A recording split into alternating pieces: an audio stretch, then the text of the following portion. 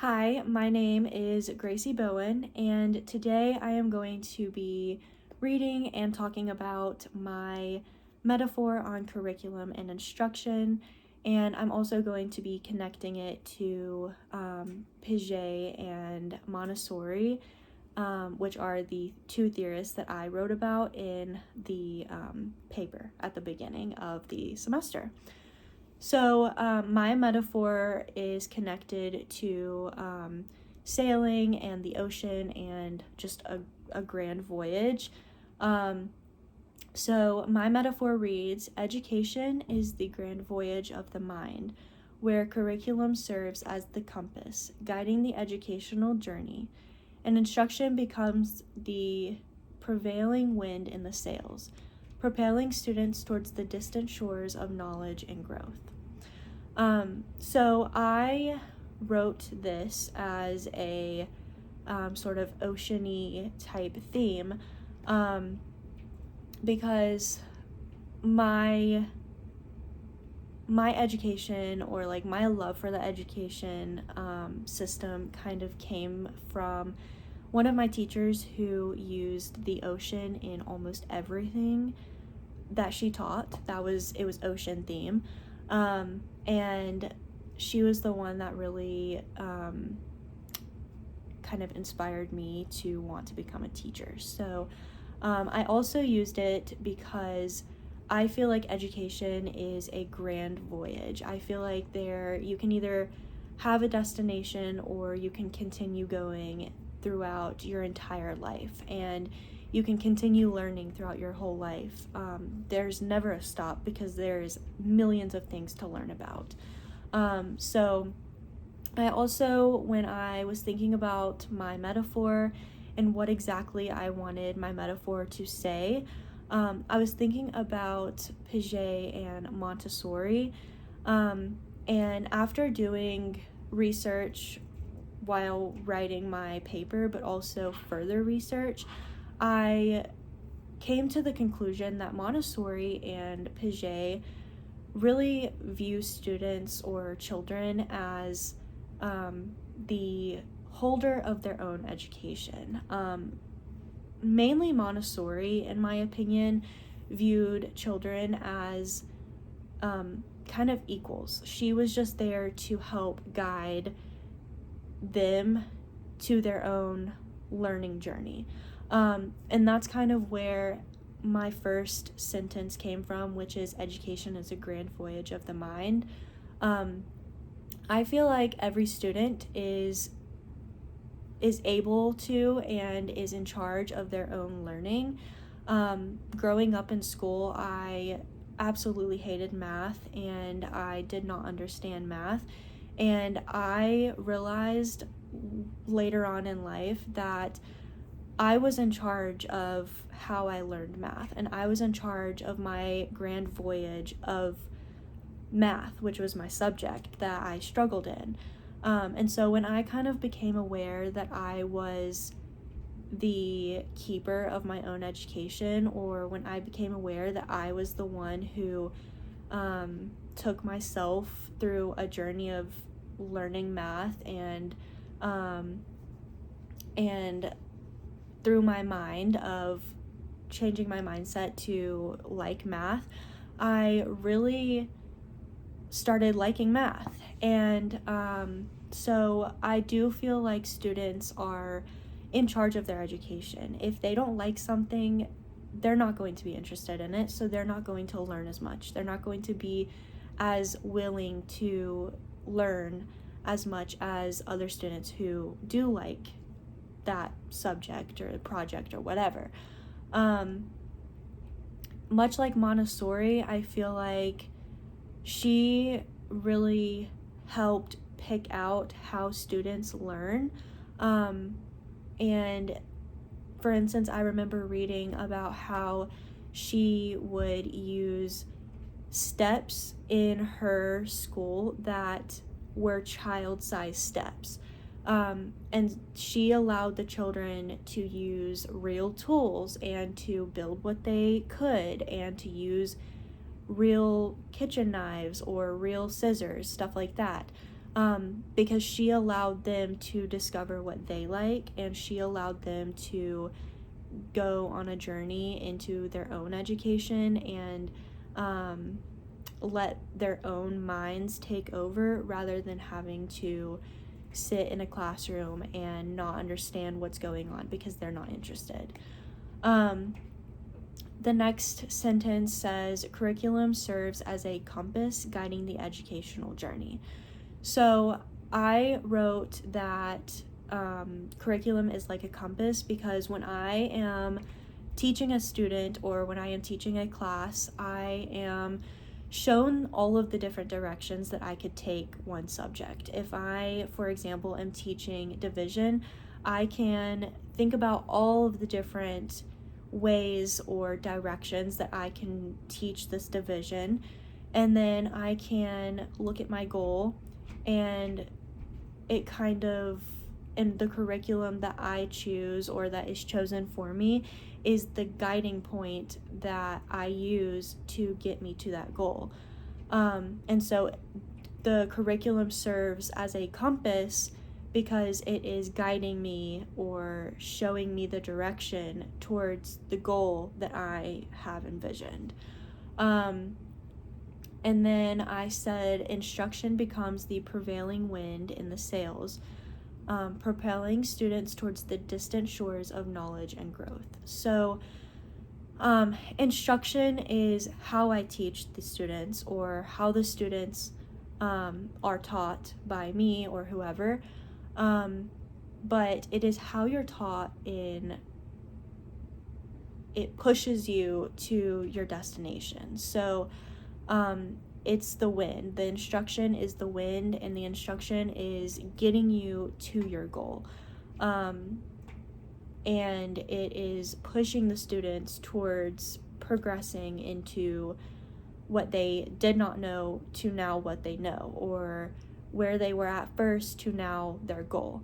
My instruction is pushing my students at like the wind towards their shore of education and knowledge. So again, like Montessori, the instruction goes in all different ways, but instruction can be given by a teacher. It can be given by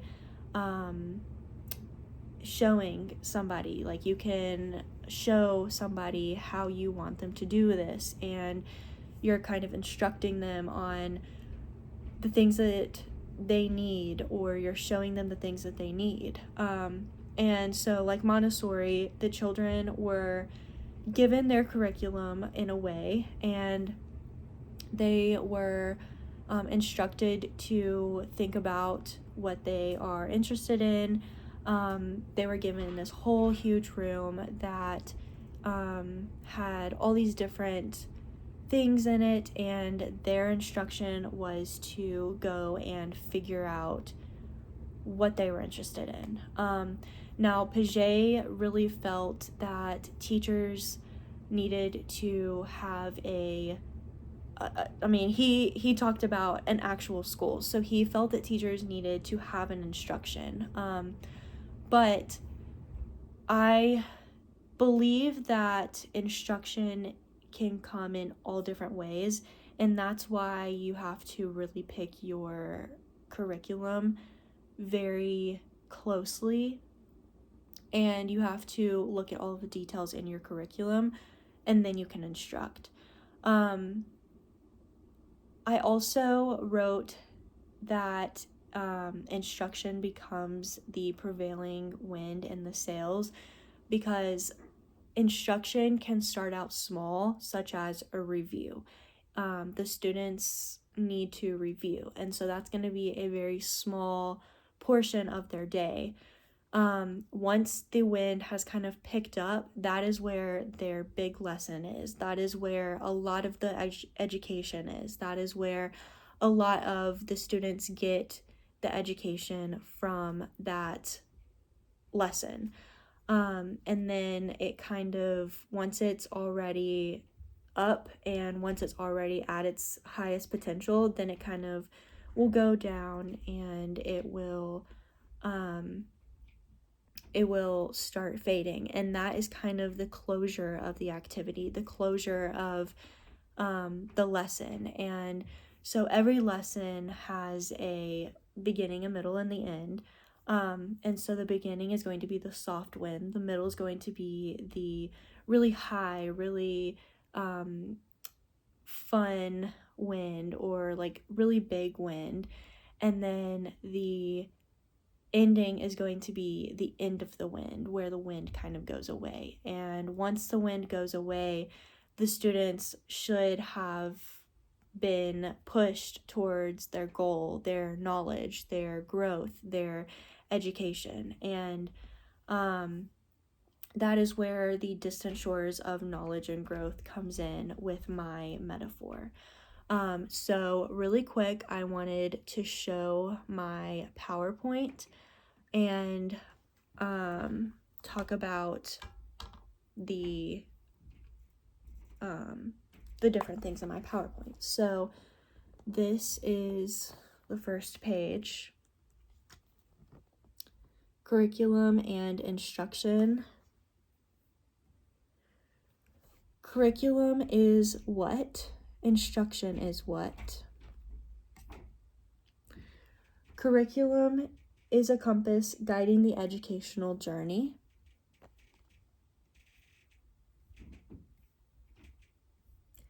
Instruction is a wind and a sail propelling students towards their educational destiny. Education is the grand voyage of the mind. Whether it keeps going or stops at the land, it's up to you. By Gracie Bowen. So in my presentation that I will show to my students, I put at the end that education is a grand voyage of the mind. Whether it keeps going or stops at the land is up to you. I put this because a lot of students, I said in the beginning of this video, a lot of students will choose to stop at the end of high school and to go into working, whereas some students will stop at the end of high school and go into a trade school, and some students will continue after high school and go into college. And so it is up to you how you educate yourself, but because we all have to work, and because we all have to have something that keeps us working and alive and being able to provide for ourselves, we are educating ourselves on the job or the interest that we have, which could lead to the job. And also in my metaphor, I was thinking about how kindness can be shown and how can we show kindness in education. Lots of students get anxiety about education and get anxiety about the curriculum. Maybe they don't understand the curriculum. And so if the students are getting anxiety in the curriculum, or not in the curriculum, but in the instruction, then teachers need to go back to the curriculum and look in a different direction. So going back to my metaphor, if they are using the compass and they are heading north, but a student's not understanding the north's direction, then they need to reevaluate their curriculum and they need to find a different goal, maybe a smaller goal that can help lead up to the big goal. And then they can shift themselves to the west or the east or the south, and they can find a different curriculum that will help. And that will guide their instruction on how they're going to teach, or what they're going to use in their instruction, what they're going to talk about in their instruction, stuff like that. So I hope that this video is very educational, and I hope that somebody gets something from this video and it inspires somebody to not only look at how you're instructing, but the different directions that you can take your curriculum and the different ways that you can instruct. And also, I hope that everybody understands that your instruction is what gets your children to progress. And so if your kids are not progressing, then maybe try to look at different ways that you can instruct. So anyways, thank you and goodbye.